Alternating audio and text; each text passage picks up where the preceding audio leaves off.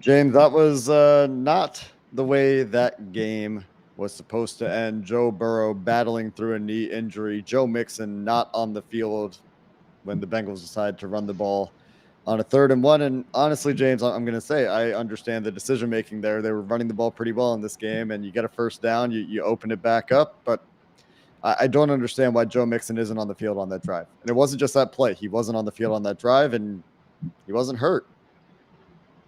Yeah, I mean that's a big part of it, right? It's 23-20.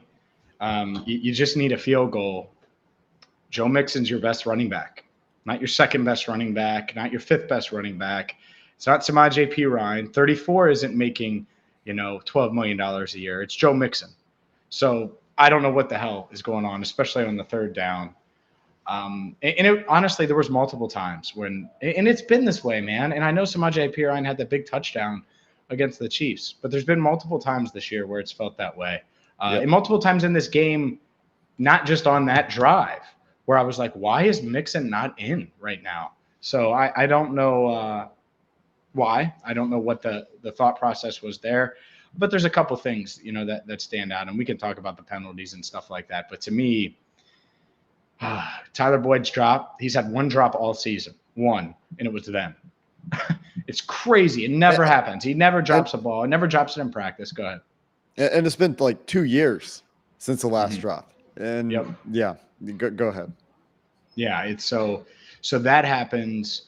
Then the defense is so used to coming up with a stop, and you're expecting them to get a stop, and they get it to 4th down. And Sean McVay does Sean McVay things. Cooper Kupp, that nice 7-yard run, and then Kupp said, "All right, I'm going to go take Super Bowl MVP."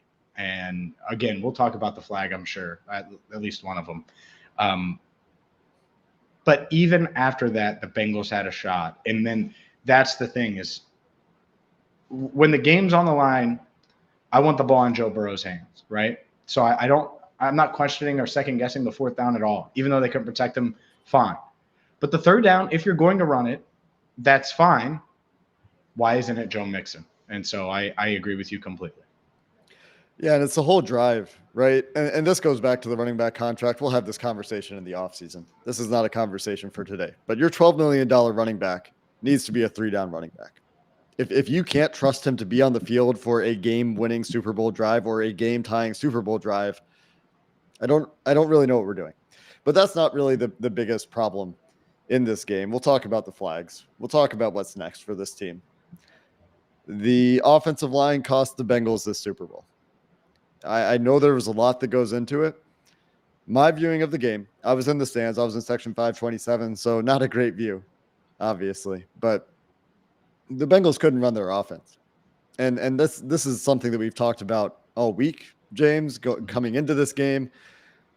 The Bengals in the last 3 weeks of the season could not run a real offense because they're calling around an offensive line that can't block a 3-step drop. Can't do that reliably. You can't block a 3-step drop reliably. I don't know how they made it as far as they did. They had some incredible defensive play, and we'll credit Lou Anarumo. I thought the defense was really good in this game, by and large, and there will be some conversation there. Holding Cooper Kupp under 100 yards is a bit of an achievement. I know he had the 2 touchdowns, but I want to credit the approach, bottling up the run and doing a pretty good job on Cooper Kupp, coming up with 2 picks. But we've talked about this offensive line all year. They've overcome it until the Super Bowl. But the problem with an offensive line that isn't very good is that it can lose you the Super Bowl. We saw it last year with the Chiefs, and I know the Chiefs were in dire injury straits. But in this game, what was it, 6 sacks in the 3rd quarter for Joe Burrow? I mean, they went from a respectable first half to a pressure rate that finished over 40%. They could not block in the second half. In the second half, specifically, they couldn't really play offense. And in the Super Bowl, that's not going to get it done. And there's more to talk about in this game, obviously, once we've had some time to reflect on it. Like, they ran maybe 1 screen in this game. We talked about the screen game this week. They didn't go to it. The Rams are terrible at defending screens. So, we'll go back and look and see what the game plan was at some point. But it boils down to your offensive line isn't good enough. And I know the Rams are really good on the defensive front. Aaron Donald's an all-world Hall of Fame player, whatever. wasn't good enough. And I think that was the torpedo.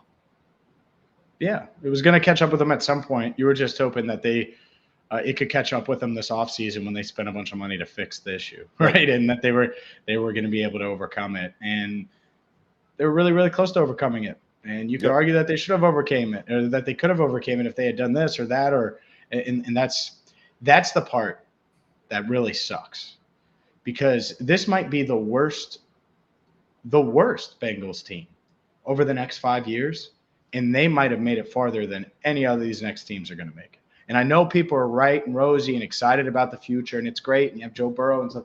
It is hard as hell to get back here. All right? It is really, really, really, really, really, really, really, really, really, really hard to get back here. And you look at Bengals history, right? Super Bowl 16, and the 81 team. Well, what happened? It took a while for them to get back. The 88 team.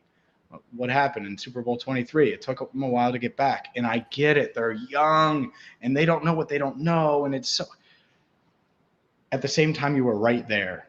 And so that's the part where that's really tough. And that doesn't mean that you didn't have fun this season or enjoy the ride or all that stuff. But, my God, you're a field goal away from either going to overtime or, heck, if you take advantage of the opportunity you're given after Awuzie's interception, right? You score a touchdown instead of a field goal. Like, there's just so many things in that realm where – if you're world champs, then you can kind of figure everything else out later. And then instead, you have your quarterback limping out of the news conference and into the news conference, and you lost. And so that's it's a hell of a feeling. We'll get into more on this game, on what was a disappointing outcome in a back and forth game at SoFi Stadium next. But first.